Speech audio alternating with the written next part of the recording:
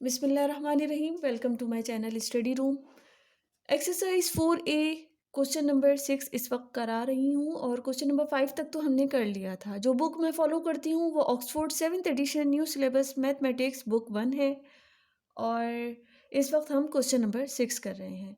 Question number 6 में इन्होंने हमसे क्या कहा है? इन्होंने कहा है कि एक आप अलजेब्रिक एक्सप्रेशन जो है वो लिख के दिखाइए। जो स्टेटमेंट दिया हुआ है उसको देखते हुए हमें एक अलजेब्रिक एक्सप्रेशन बनानी है। अब कैसे बनानी है तो पढ़ते हैं। इन्होंने क्या बताया है? इसका जो पार्ट ए है क्वेश्चन नंबर 6 का पार्ट ए, उसमें इन्होंने कहा है कि subtract the cube root of the product of x and 3y। किस में से? From the squares of the sum of A and b. अब सबसे पहले तो आप ये देख लीजिए कहाँ से बात इन्होंने स्टार्ट करी है। इन्होंने कहा है सबट्रैक्ट करना है, सबट्रैक्ट करना है। एक तो इन्होंने ये बता दी है एक्सप्रेशन, और दूसरी from the square of the sum of A and b. आप स्टेटमेंट को देख कर ही एक्सप्रेशंस ढूंढा करें कि इधर टर्म्स को, सॉरी एक्सप्रेशन नहीं, टर्म्स को आप देखा करें कि कौन कौन सी टर्म है। अब इन्होंने कहा सबट्रैक्ट करना है the cube root of the product of x and y. अब एक तो ये हो जाएगी, एक टर्म तो ये हो गई। From the square of the sum of A and b, अब दूसरी टर्म जो है वो ये हो गई। जब भी स्टेटमेंट दिया हुआ हो तो आपने क्या देखना है कि टर्म्स कौन कौन सी हैं। हमारे पास इस वक्त जो टर्म्स हैं, एक पहली टर्म है cube root of the product of x and 3y। दूसरी टर्म कौन सी है? Square of the sum of A and b. फिर हम सबसे पहले ये इस टर्म को बनाएंगे। इसको मैं क्या कहूँगी? एक होता है स्क्वायर रूट, ये हो गया स्क्वायर रूट। 2 हम लिखते नहीं हैं, शो नहीं करते। अगर मैं इधर 3 लगा दूं तो इसको कहेंगे क्यूब रूट। ये क्या है? Cube root. Cube root of the product of x and y. किसका? प्रोडक्ट। प्रोडक्ट मतलब मल्टीप्लाई करना है। किसको किससे करना है? X and 3y। 3, अगर x को 3y से मल्टीप्लाई करेंगे, डॉट का मतलब मल्टीप्लाई है, अगर इनका आपस में प्रोडक्ट होता है तो क्या कह सकते हैं? 3yx या 3xy ऐसे लिख सकते हैं। जब x को 3y से मल्टीप्लाई किया जाता है तो क्या लिख सकते हैं? x into 3y 3xy। तो product of 3xy cube root of the product of 3xy। एक टर्म तो ये बन गई, cube root of the product of x and 3y, ये बन गया क्यूब रूट। अब दूसरी क्या है term? Square of the sum of A and B. दूसरी टर्म है मेरे पास, सम किसका है? Sum of A and B.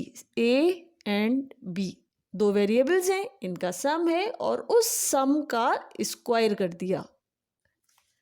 पहले सम करा, वेरिएबल्स ए एंड बी इनका सम है और इस सम जो होल इसका होल स्क्वायर कर दिया है। ये हमारे पास दो टर्म्स आ गई। मैंने आपको बताया कि जब स्टेटमेंट दिया हो तो सबसे पहले तो आप ये बना लिया करें, टर्म्स बनानी है। फिर सवाल क्या है? सबट्रैक्ट करना है cube root of the product of x and 3y from the square of the sum of the a and b. तो सबसे पहले इसमें से इसको माइनस करना है, इसको माइनस करना है इसमें से।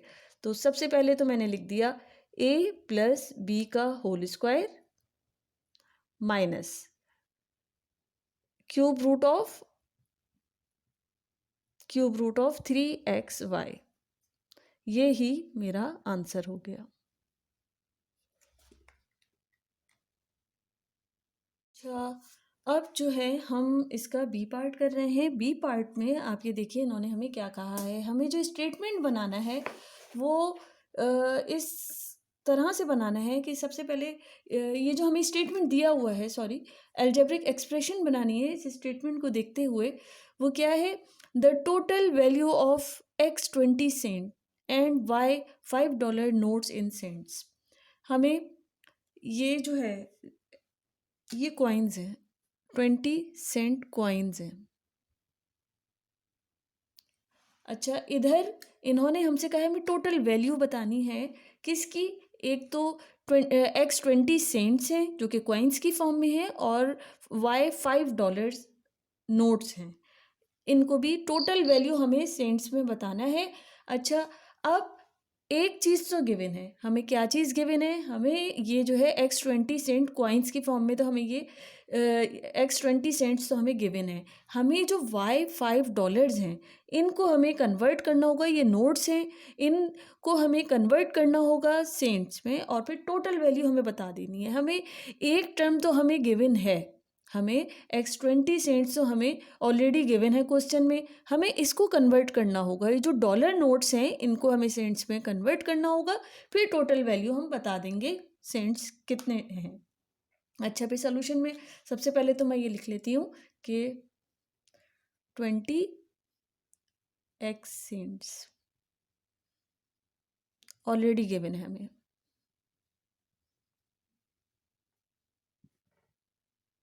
क्वेश्चन में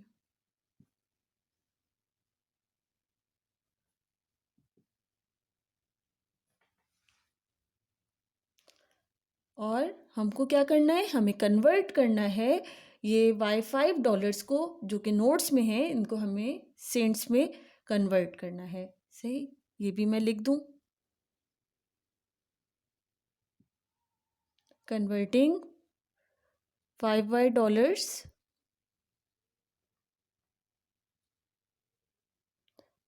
इनटू सेंट्स।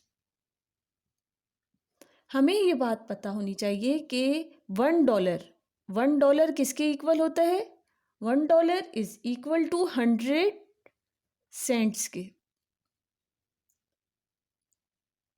तो इस तरह हम क्या कह सकते हैं कि $5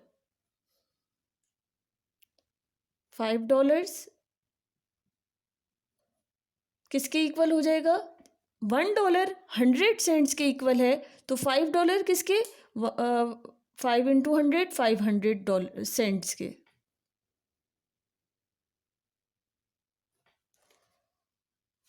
फिर हम क्या कह सकते हैं, $5 इज इक्वल टू 500 से तो कन्वर्ट किया तो $500 किसके इक्वल होते हैं, 500 सेंट्स के, और y की जगह मैं y ही लिख दूंगी, 500 सेंट्स। हमारे पास क्या था, हमें गिवन है एक टर्म, हमें गिवन है कि 20x सेंट्स, हमें टोटल सेंट्स बताने हैं दोनों टर्म्स के, इसके तो ये हमें गिवन है क्वेश्चन में ही, 20x सेंट्स प्लस 500। अब जो दूसरी टर्म थी ये थी $5 में, तो इसको ये हो गए 500 सेंट्स। समझ में आ रहा है आप लोगों को, 20x सेंट्स प्लस 500 सेंट्स। अब इसको इस तरह भी लिख सकते हैं, 20x प्लस 500 ब्रैकेट में लिख दिया और मैंने सेंट्स बाहर, और ये मेरा आंसर आ गया। एक दफ़ा मैं फिर रिपीट कर देती हूँ। इधर आप देखिए, हमें दो टर्म्स दी हुई हैं, हमें स्टेटमेंट जो है जो दिया हुआ है उसको देखते हुए हमें अलजेब्रिक टर्म्स बनानी थी। इधर दो हैं, हमें कहा है टोटल वैल्यू बतानी है, 20x सेंट्स हैं जो कि कॉइन की फॉर्म में है, और $5 हैं जो कि नोट्स की फॉर्म में। हमें दोनों की सेंट्स में आंसर देना है, दोनों का।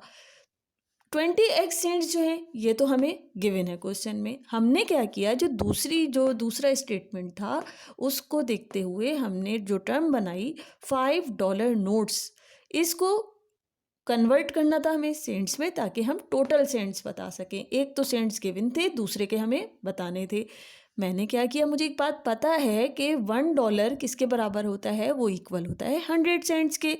तो $5 किसके इक्वल होते हैं, $1 जब 100 के इक्वल है तो $5 500 सेंट्स के इक्वल होंगे। इस तरह मैंने $5 इज़ इक्वल टू, मैं कह सकती हूँ 5 बाई डॉलर्स इक्वल हैं 500 बाई सेंट्स के। अब हमें पता चल गया कि दूसरी जो टर्म है, जो 5 बाई डॉलर्स हमें नोट्स में दिए हुए थे, ये किसके इक्वल है? 500 सेंट्स के। अब इन 500 सेंट्स को इन 20x सेंट्स के साथ हम ऐड कर देंगे तो टोटल वैल्यू हमें मिल जाएगी 20x सेंट्स जो गिवन थे, प्लस 500 वाई सेंट्स जो हमने कन्वर्ट करके निकाले हैं। इन दोनों को ऐड कर दिया और ये मेरे पास आ गया। अलजेब्रिक एक्सप्रेशन हमने लिख ली है। तो ये था मेरा आंसर और मुझे उम्मीद है आप लोगों को बहुत अच्छी तरह समझ में आ गया होगा। और फिर भी कोई कन्फ्यूजन है, कोई प्रॉब्लम है तो आप लोग मुझसे पूछ सकते हैं। और मेरे चैनल को लाइक करना, शेयर करना, सब्सक्राइब करना बिल्कुल नहीं भूलें। Thank you.